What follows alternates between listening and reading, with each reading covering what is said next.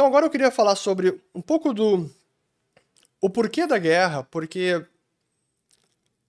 desde os primeiros vídeos eu digo que eu venho tentando mostrar os dois lados da história, os argumentos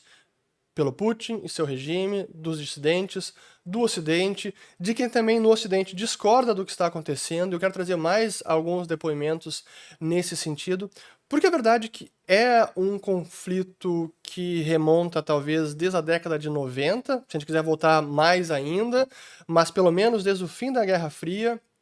e a expansão da OTAN, e a visão do Putin com relação ao Ocidente, a visão que ele tem da história da Ucrânia como uma nação que nem deveria ser um país independente. Enfim, realmente é algo complexo, mas nessa narrativa toda, no jogo de retórica dos dois lados, algumas coisas a gente precisa levar em consideração. E eu já mencionei em vários dos vídeos aqui como o regime do Putin é um regime repressor. A dissidência é calada quando não assassinada, e a lista de pessoas que foram assassinadas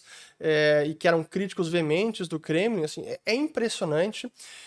Inclusive um deles, que foi o Boris Nemtsov, que foi assassinado em fevereiro de 2014, em 2015, porque ele estava para liberar um relatório que mostrava como a Rússia sim estava na Ucrânia, no leste ucraniano, e que tudo que a Rússia dizia, que eram mentiras, que o Kremlin dizia que não tinha nenhuma operação russa lá, era realmente uma mentira deslavada, porque sim tinha operação lá, e esse relatório do Nemtsov comprovava isso, e ele acabou sendo assassinado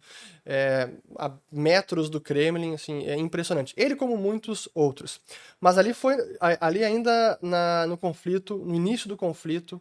da região de Donbass.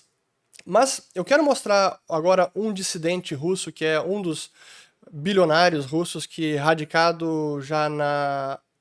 Inglaterra, mora em Londres, que é o Mikhail Khodorkovsky, e ele deu uma entrevista para o canal francês agora, no dia 2 de março, ontem mesmo, e a pergunta que o jornalista fez para ele é: bom, por que a guerra agora? Não tem legendas, eu vou colocar apenas o trecho curto, e aí depois eu mesmo faço a tradução, caso alguém não entenda. Então vamos lá. Украина в 2014 In году 2014, Ukraine becoming a full-fledged country, and Então o que ele está dizendo aqui, a resposta dele é que desde 2014, quando o Yanukovych, que segundo ele é presidente da Ucrânia na época e que deixou o país durante a Revolução de Euromaidan, e que segundo o Mikhail Khodorkovsky era um vassalo da Rússia, desde então o Putin ficou com seus brios afetados e ele, com a sua autoestima, moralmente ele sentiu essa perda e desde então, não apenas desde então, mas intensificou a ideia do Putin de não permitir com que a Ucrânia fosse um país realmente independente, soberano, livre, mais democrático, mais ao ocidente e longe da esfera de influência da Rússia. Então esse é um dissidente russo colocando uma outra visão de alguém que é crítico do regime.